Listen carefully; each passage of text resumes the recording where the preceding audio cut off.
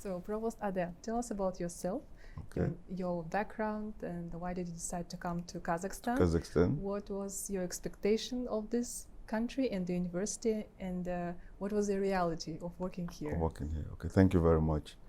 My name again is Ilesanmi Adesida, and I've spent most of my life in the US. I'm originally from Nigeria, but I went to school at the University of California, Berkeley, and did postdoc at Cornell University, and went back to Nigeria briefly before I went to the US.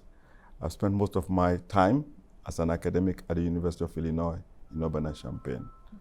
I was in the electrical engineering department, moved up, became a director of a lab, dean of engineering, and provost and vice chancellor of academic affairs at the University of Illinois.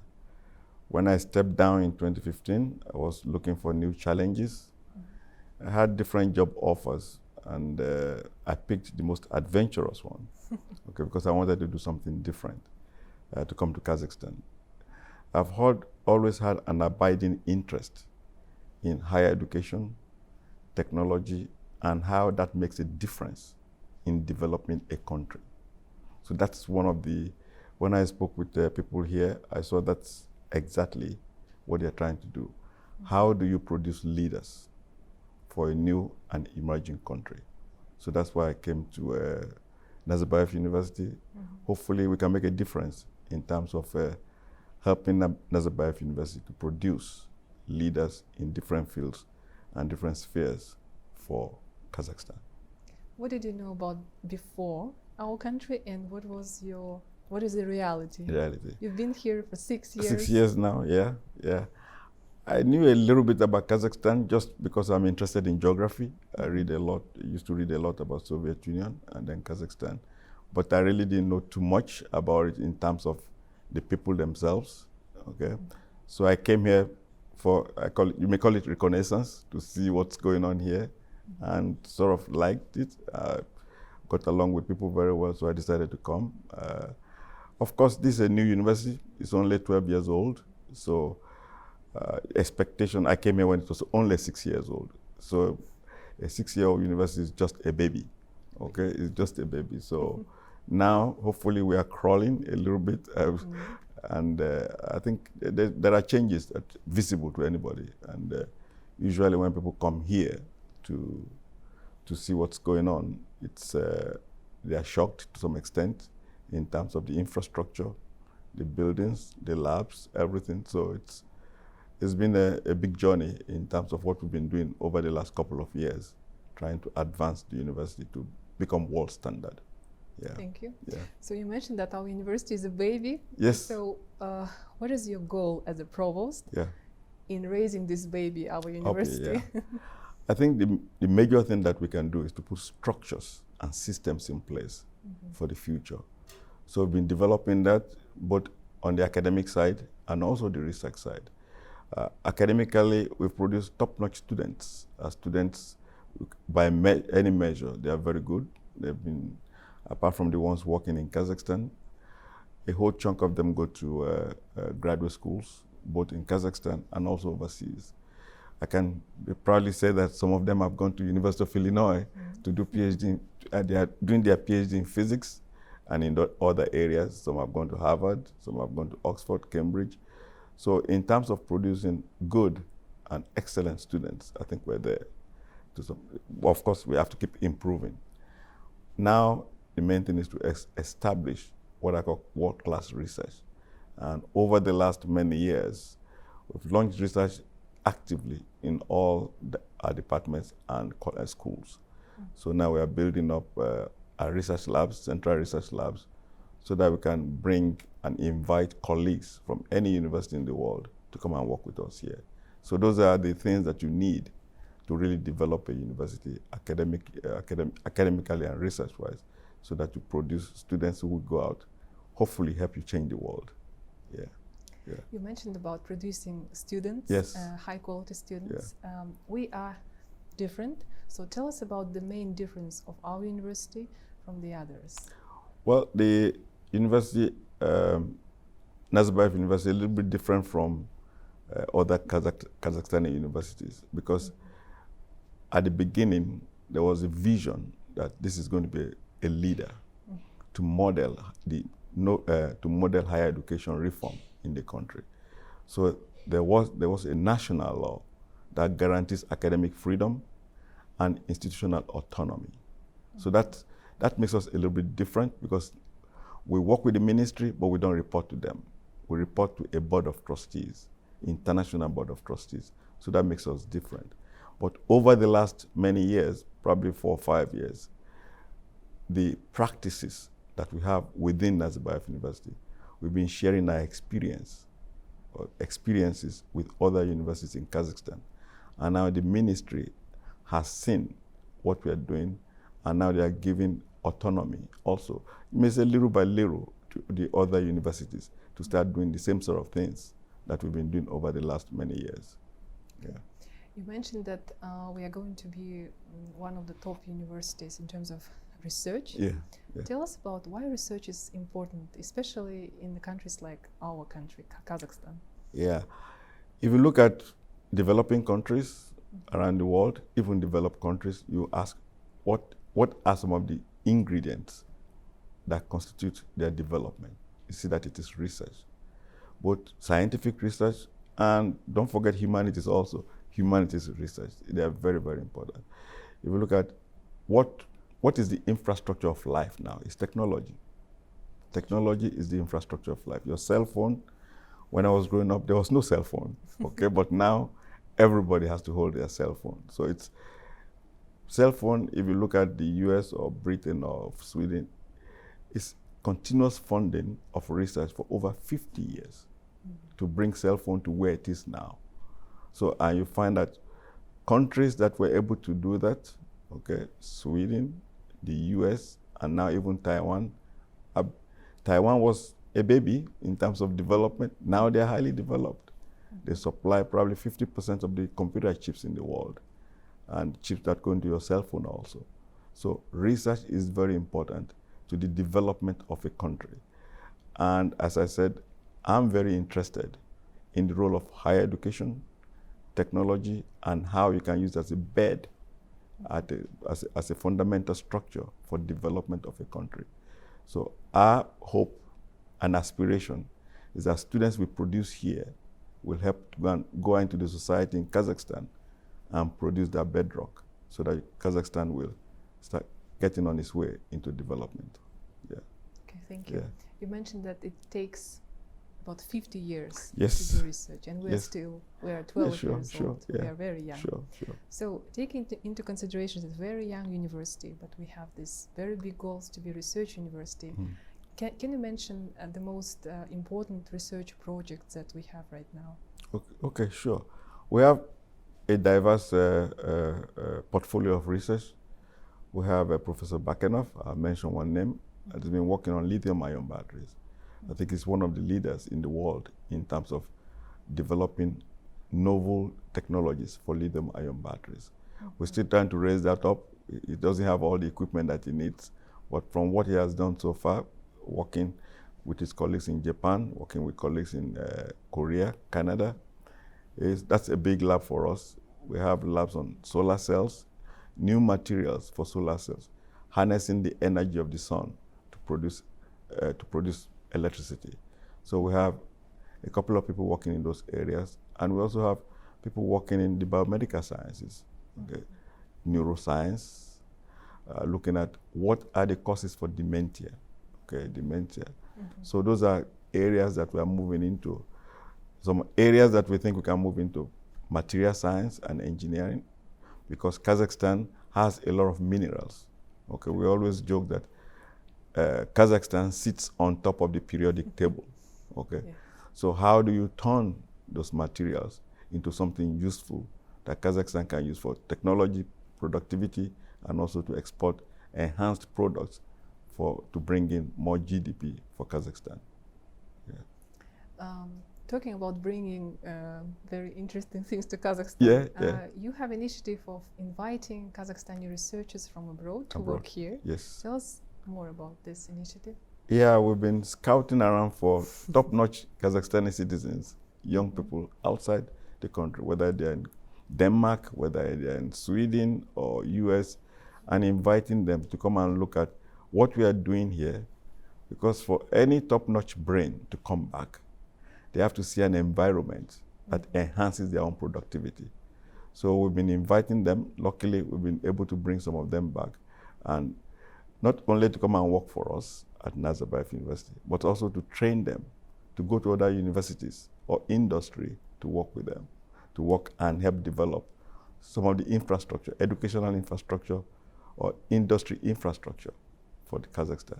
So we've been bringing them from the US. We brought some people from the US. We brought some people from Australia, from Japan, from many different countries. So we've been successful at that. We're still trying, making sure that we want to bring people back so that they can help contribute to the new Kazakhstan. Yeah. So how do you motivate them to come back to Kazakhstan? I think the motivation is not only in money, but I call it quality of life. And the fact that they know if they come here, they will not lose their edge in terms of research and technology. Because it's very important. When you train people to master's level or PhD levels, many of them want to contribute. There's something inside an academic that says, I want to do this, I want to do that, I want to do this. So it's extremely important to be able to provide that infrastructure here. When they see it, oh, okay. Because now I get letters every time. Okay, do you have opportunity for me? Yeah, we get letters now that people who want to come back. So the main thing is making sure when they come back, we have to convince the government to produce the sort of infrastructure that Nazarbayev University has in other universities. So we can train them and they can go to the other universities and help out in terms of developing them and also the industry. Yeah. Okay. So you say that infrastructure is important in inviting researchers here. Yes. One more question about the Kazakhstani people here, researchers, students. You had extensive experience of working in different countries. So tell us what makes us different, how different we are from others. Just your personal opinion. Well, there's no, when I've traveled around the world, people are the same. People are the same? Yeah, people are the same. The aspiration, want to live a reasonably good life, bring up your kids, bring up your family. People are the same everywhere, whether it's in Africa, whether it's in Europe. The main thing is, what is the level of development that you have at the moment? So that's what you want to develop your country so that it becomes attractive even for other people to come to. So people are the same. I mean, we may speak different languages, we may look differently, but when you look at deep inside human beings, they are the same. Okay. Yeah. Thank you. You mentioned about the higher educational reform here and our role there. Yeah. And we very frequently mention NUDNA. NUDNA, so yes. Tell us about the results of spreading NUDNA everywhere, in terms of the universities, and maybe spreading it through our students, our graduates. Yes. I think the NUDNA has a lot to do with living to become a good human being, a good citizen, transparency in your dealings with people. Being able to communicate across different cultures. When I said we are all the same in terms of people, being able to communicate across different structures, being able to have the integrity to, when you go out, to behave ethically. So we have what is called common core, the subjects that we make sure that all our undergraduates take. One, a course is ethics. Okay, it's not all our undergraduates have to take it before they finish. Business and innovation, they all have to take business and innovation. And all students have to take some humanities classes, social science classes, computer science, mathematics, and sciences. So that allows us to, and also Kazakh language and Kazakh language and history, and also English. So that all our students have this, what I call a common platform to be able to interact.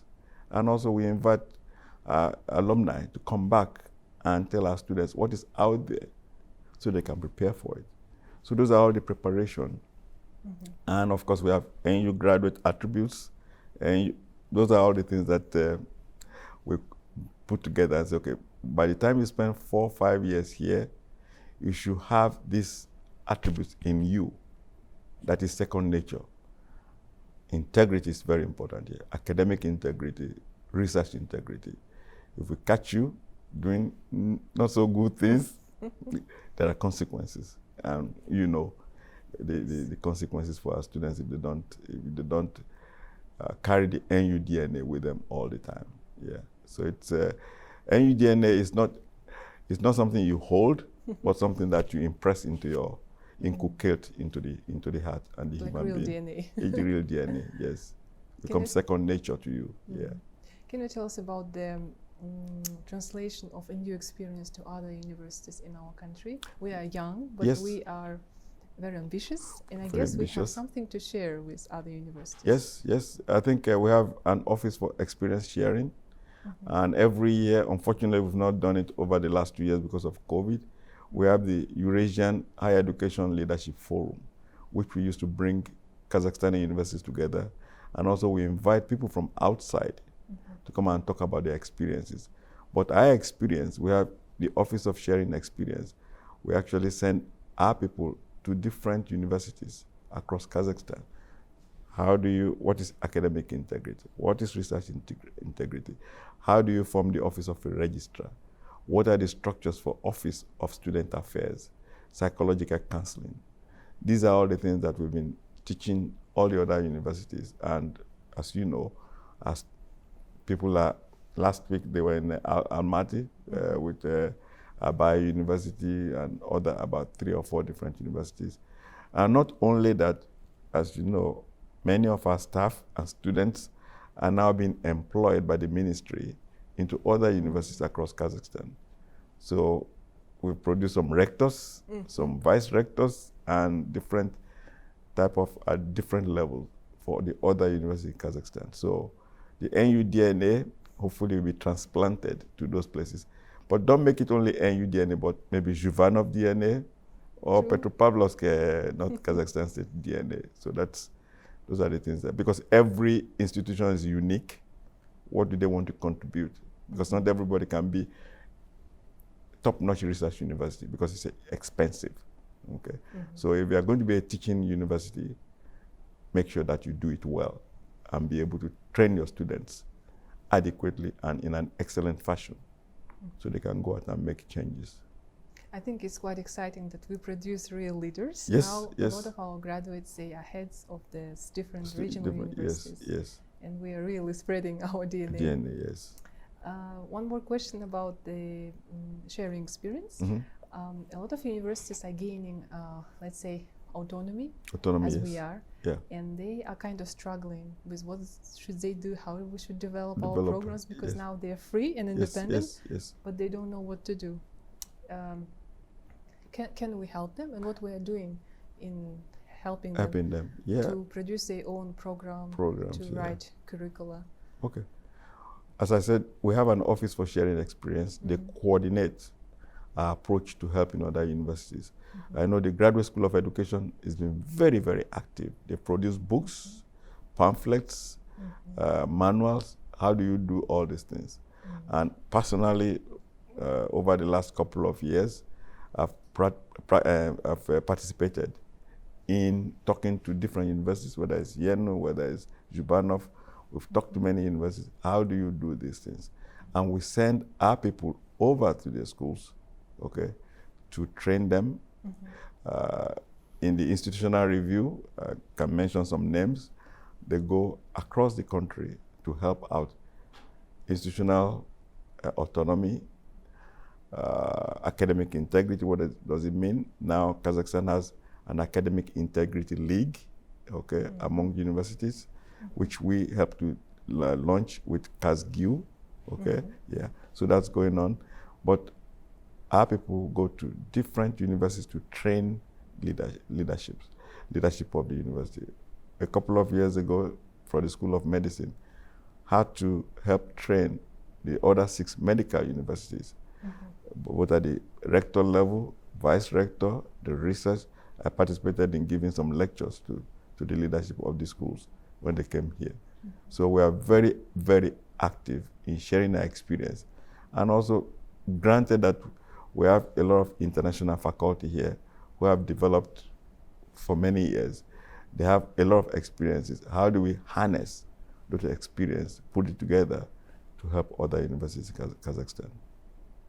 As a provost of this university, did you have a chance to meet with young provosts and young rectors and share your own experience? Sure. I've met a lot of people too. Not well in Kazakhstan or everywhere, anywhere in the world. I've had the opportunity to help mentor people because that's my own passion, mentoring young people to become leaders. And because it takes experience, it takes time to develop slowly, especially in academia. Academia is different from industry or from government. We are a unique animal, so we have to make sure that you actually understand what a university is, what is it that the university should produce, and how should we help the country and help the economy and help transform some things in the world. That's true. Yeah. Because I guess they're very young. Yes, I know yes. most of them personally, they're my friends. Yes. And I wish them good luck. And I'm very happy that they have a mentor like you, because this is very challenging to go through this transformation in the regions of Kazakhstan. Yes.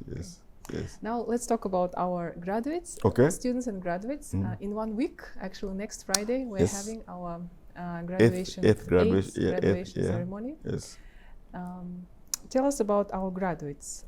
They graduate from different majors: STEM, engineering, social sciences, humanities. So how competitive our graduates are? How can you actually, do we prepare future professionals here? Sure.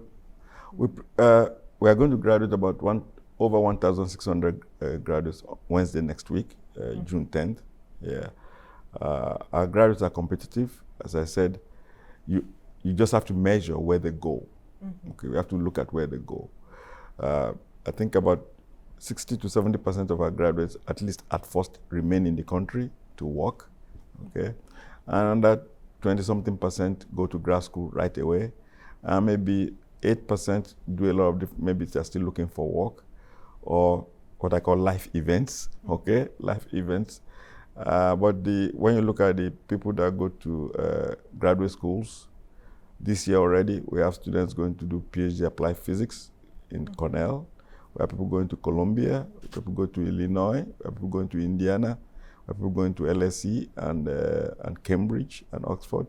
So in terms of preparation to go out and do something, it's very good.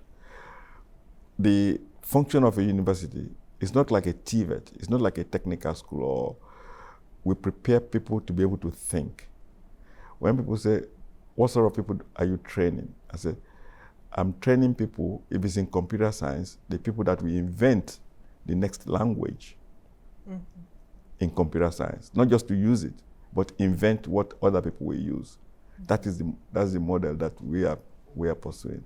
So our students have to be able to go out, design things, make things, but we're not practically a job shop. But train people to think carefully before they approach things and have a measure of what they expect at the end.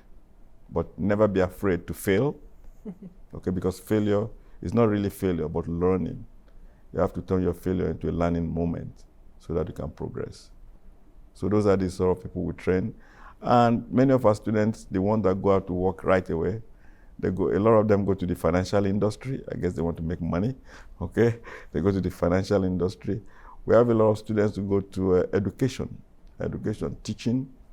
I was in Atirau about a week and a half ago.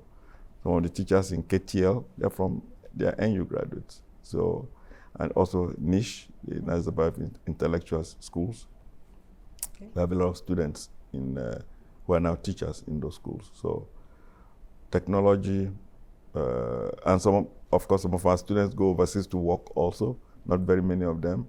Microsoft, Google, Chevron. So there's a whole panoply of where our students go. We are sure that our students can compete anywhere in the world. Yeah. We also have more than 100 international students. International students, some of them will graduate this year, I guess. Yes. Can you tell more about them? Because I know that we have a lot of applicants from your home country, from Nigeria.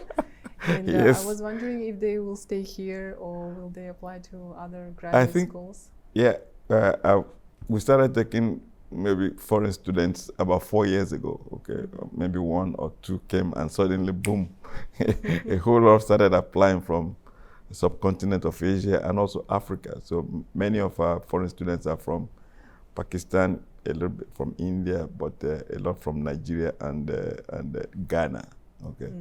So I know some of the Ghanaian students, they are finished masters, they're doing their PhD. Okay. I've seen some Nigerian students, they are finishing their masters and going to the US to do their PhD. Okay, so it's, I need to talk to many of them. Some of them have gone back to, we had a student from Gambia, which is a very small country. He got his master's in robotics. He's gone back to Gambia. So I don't know exactly what he's doing over there right now. But so we have foreign students that are coming in, and the idea of Nazarbayev University is to have an international research university. So the word international is very important so that we can bring in international students, so that Kazakhstani students and international students can interact, because usually when these people move up across the world, you want to have friends. Okay, I have friends in Taiwan, in China, in Singapore, everywhere, in Europe, the people that we move together through university. So that's very important. So you have links all over the world. You never know, maybe somebody here will become a president in the future. True. Yeah, so it's very important, yes. So I guess we're spreading our DNA everywhere. All over the world. All over the world, yes. Okay. This coming year, hopefully, we'll have students from 19 countries graduating next week. 19 countries. And we have faculty staff members from 55 different countries. Yeah, we have about 500 faculty here, but we are from 55 different countries. And we have students, foreign students from about 32 different countries. Wow. So it's becoming, Kazakhstan is becoming known, okay? NU is becoming known. And if you look at the development of university, in about 20 years, NU will be well known around the world. As I said, it takes a long time to develop an institution like this. It takes focus, laser focus on the mission, making sure you bring people here all the time that are the cutting edge, and give them the infrastructure to achieve their own ambition. Because everybody sees themselves, what do I want to be in 10 years? Okay, give them that infrastructure to be able to achieve that. That's very important. So let's go back to the statistics a little bit. So tell us about where our graduates are, what is their occupations, and you mentioned that they are successful, but if you can mention some, again, interesting cases of our graduates working somewhere or maybe having positions here in Kazakhstan. I think the director of Samruk Kasina is our EMBA graduate. So that's, but we have the rector of Astana Medical University is an EMBA graduate. Also, yeah. So we have, and when you go to some of the big four, we have our graduates working there. Tengri Chevron, we have our graduates working there, engineers working there. So it's across Kazakhstan. As I said, our students go out, and we've been told that our students are different in terms of their self-status. They ask questions, but they're going to make it happen. Okay, they're going to make it happen. That's what you want from your graduates. That ask questions, but don't wait until somebody tells you to do something. Don't wait for any instruction. Get things done. We have around 5,000 graduates now? Yes, we have over 5,000 graduates out there. And when you add another 1,600 this year, so we'll be approaching 7,000. And the current number of students we have on campus is about almost 7,000 also. So what we call the NU family or NU community is growing. So by next year, hopefully we have 15,000 of NU family. So many universities around the world, they have thousands and hundreds of thousands, but give NU time, you get to that, it will get to that stage. Talking about links, connections, Yes. and I have a question about alumni. Yes. So you are alumni of one of the University of California, US, Berkeley, University yeah. of California, Yeah. Berkeley. How this network, the alumni network, helps you? Helps you, yeah. You mentioned that you have friends everywhere. Yeah, I have friends so everywhere. When I go important? to Hong Kong, I meet some of my friends that we went to school together. So it's, yeah, they help me. When I need a job, I call on them. Are there opportunities there? And so it's when you go to university, you try to make sure that you know people and you maintain them as friends for life. And because you go to an international university, international research university, you meet people from all over the world. When I first got to Berkeley, that was the first time I ever heard of Afghanistan. I was playing ping pong, and somebody showed up, and from Afghanistan. I said, "Where on earth is that?" I had to go and bring my map out and look at it, and yeah, we became friends. We've lost touch with I've lost touch with him, but we're playing ping pong all the time because he was from Afghanistan, from Nigeria. We're in the school together, so it's exhilarating when you meet different people from around the world. Did you have students from Kazakhstan when you were a student in US? No, Kazakhstan was still in the Soviet Union, so at that time, and we never really met, not people from the Soviet Union. I probably met only one person from Soviet Union who came to visit University of California at that time, a professor. Yeah, who was working in our area, in my research area. But at that time, no, not really. But of course now, Kazakhstan is all over the world. Yeah. So do you remember your own graduation ceremonies? How many of them you had actually? If I give you a secret, I never went to my graduation ceremony. Oh, you didn't? I was playing soccer.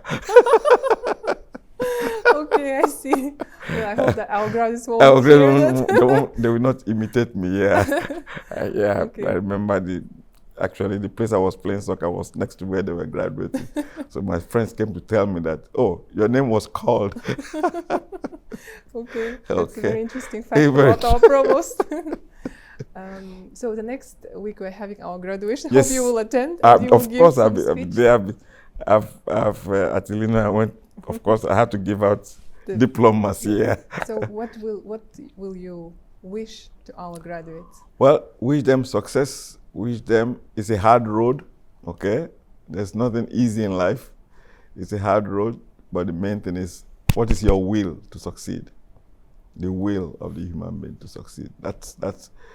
You wish them very well. Whatever you meet, whatever obstacle you meet, can be surmounted. Get help. Don't be afraid to ask questions, and don't be afraid to provide solutions. If you can do that, you'll be successful. You'll be successful. So I think you answered all my questions. All your questions, okay. Now we have questions from the audience. Okay, of sure. Our LinkedIn audience. Sure. So this one is very long, but I will read it for you. I want to ask that why NU is not increasing the seats for PhD students? And then the comment, I guess, increasing the number of undergraduate students is a good idea, but it should be in accordance with the country's requirements for the workforce. Sure. But if we talk about innovation, technology, development, research, and generating the new knowledge domains, and you must have to increase PhD students. If a professor is choosing someone for his project, he or she should be admitted to NU for research. So why it is difficult for PhD students?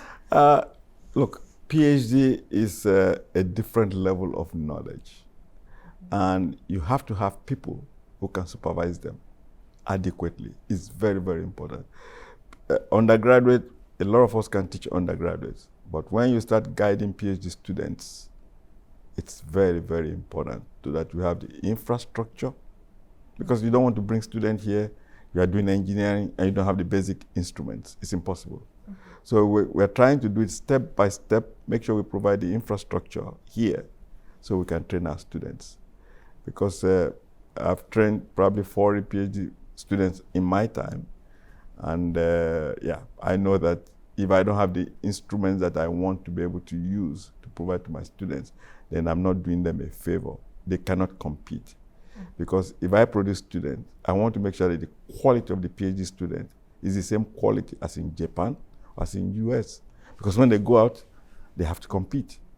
So it's very important. So my philosophy, we've restructured the PhD program since I came. We've restructured the PhD program, restructured the schools, and also provide what I call stipend for PhD students to be able to do their PhD full time, so that when they finish, they have the confidence to go out and get something done. Yeah. So we are more about quality. It's quality. Quality is the number one. Yeah.